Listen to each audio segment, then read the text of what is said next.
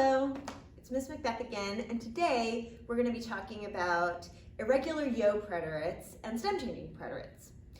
Now, let's first focus on irregular yo preterits. If you remember, whenever we did irregular yos in the present, we learned that what made them irregular yo verbs was that they changed in the stem in the yo form. That change could fall into multiple different categories. There were things like doy and estoy, but then there were also things like veo, sé, conozco, and then we had a whole category that we call sometimes go verbs like salgo, pongo, hago, and those were all separate. So they all looked a little different. The only thing that united them together in the present was that they all changed in the yo form. Now, irregular yos in the preterite are going to be a little bit different and hopefully a little bit easier because they actually follow a particular pattern. Unlike irregular yos in the present that kind of fall into lots of different types of patterns, we have three particular types of patterns for irregular yos in the preterite. So we have times where the G will change to a GU, a C will change to a QU, and a Z will change to a C. Now you've noticed that I've made a list of 3 verbs for each of those categories. Now there are lots of other verbs that fall into these categories, but these are the only 9 that you will be required to know. So I highly recommend that you memorize them. Now you may ask why there is an irregular yo change in the preterite. And the reason why is for pronunciation purposes. For example, if I have this verb here and I don't add a GU, I get a very different type of pronunciation than the rest of the verb. So for example, the rest of this verb sounds like this: jugaste, jugó, jugamos, jugasteis, jugaron.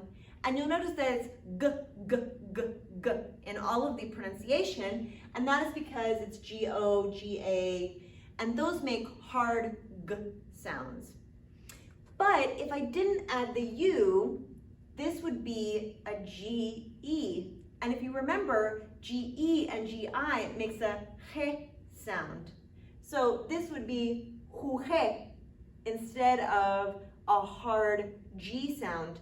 So what they do is they add a U in order to maintain that G sound with the rest of the verb. So instead of saying juje, we say jugué. And it's the same with verbs like tocar, and with this one with almorzar, it would alter the pronunciation to a certain extent. So for example, I'll give this verb as another example. So for example, with like tocaste, we would say tocaste, tocó, tocamos, tocastais, tocaron, and you notice that it's all a hard k sound. However, if we put this together, like this makes a s sound, not a k sound. So it would be tose. Now, tose actually would mean, you know, like kind of like, it might be similar to coughing or something, you know, even though it wouldn't be the right ending on it. But it would sound like something else, basically. So we have to add a QU because a QU is the only way we can make a k sound in Spanish with an E. So that's why it becomes toque. And that's why with the QU we're able to maintain that hard k sound that we want to have with the other verbs. And it's the same with the Z to C, right? This pronunciation of it would alter slightly, and so we have to move away from a Z into a C to maintain the same kind of pronunciation. So all of this is simply because of pronunciation purposes. With stem changers, it's a little bit different. Now, if you remember when we did stem changers in the present, we had 3 different categories of verbs. Not only did we have 3 different categories of verbs, but we had a pattern in which verbs stem change, often called the boot. You will notice that stem changers in the preterite do not function this way at all. first of all, we have 2 categories as opposed to 3 categories. You'll notice that the categories don't look the same. So it was O to UE in the present, but it's only O to U in the past. And then we had E to IE and E to I, but we've only conserved the E to I. You will also notice that verbs that would stem change in the present may not fall into the category of stem changing verbs in the past. For example, verbs like volver or pensar, which would fall into the category of stem changers in the present, don't stem change in the past. And you will notice that because there's only 2 categories, it means that there will be verbs within this category over here that would have been mixed into 2 different categories in the stem changers. So for example, preferir and pedir would have fell within 2 different stem changing categories in the present, but they are all 1 category in the past. One thing that people sometimes ask is about the way that verbs stem change in the preterites. So, for example, you'll notice that only the third person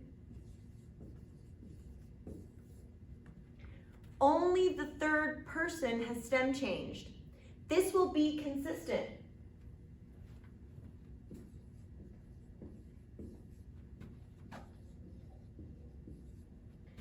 So in the preterite, only the third person will stem change, and all of these other ones will stay the same. It's incredibly important for you to memorize that and to know it, so that you know that there's a different type of formation. Now, sometimes people like to relate this to another shoe because it's how they remembered stem changing in the present. So they'll say something like, oh, well, in the past, it stem changes in the loafer, or sometimes people have called it a sandal. Whatever you want to call it is fine with me, as long as you just remember that it's only going to stem change in that third person. So it's going to look like this. Dormí, dormiste, but durmió. Dormimos, dormisteis, durmieron. And again, over here, preferí, preferiste, prefirió. Preferimos, preferisteis, prefirieron. Now, it's important that you look in the book on the page that talks about stem changing verbs, because it will tell you how there are some kind of exceptions.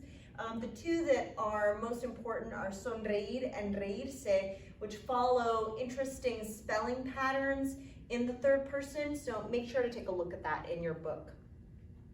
One of the other things that sometimes people find confusing about starting to work into the past is reflexives.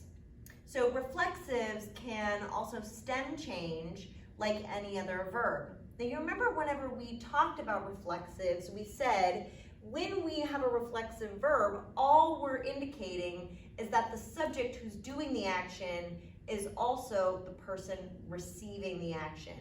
So if I say, for example, yo me sentí, I'm saying I myself felt. It was something that happened to me personally, and I was feeling, and also the feeling was mine.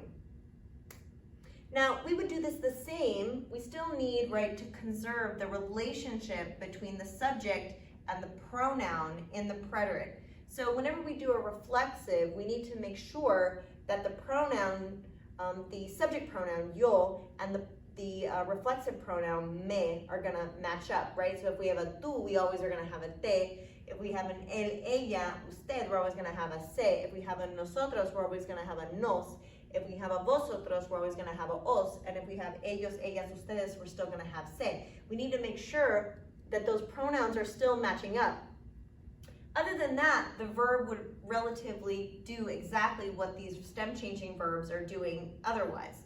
So if we have a reflexive, we are just gonna add our pronoun in to indicate that even if the action is happening in the past, it's something that either I did to myself, you did to yourself, we did to ourselves, they did to their selves, he did to himself, etc.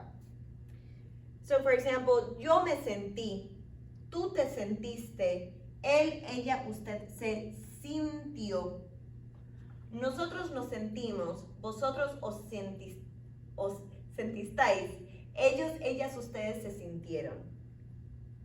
So it's just something to remember whenever we're thinking about these verbs. I'm sorry if I get a little mixed up with the vosotros. It's not something that we do where I come from.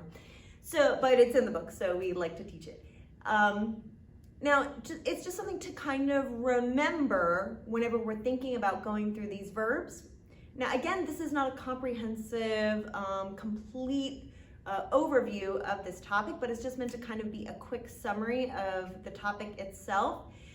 Irregular yos and stem changers are found on 2 different pages in your book. So make sure that you know those pages. I'll try to include them in the posting of this video. Thank you, and I hope that y'all guys have a great week as you start to gear yourselves to prepare up for the midterm. See you then.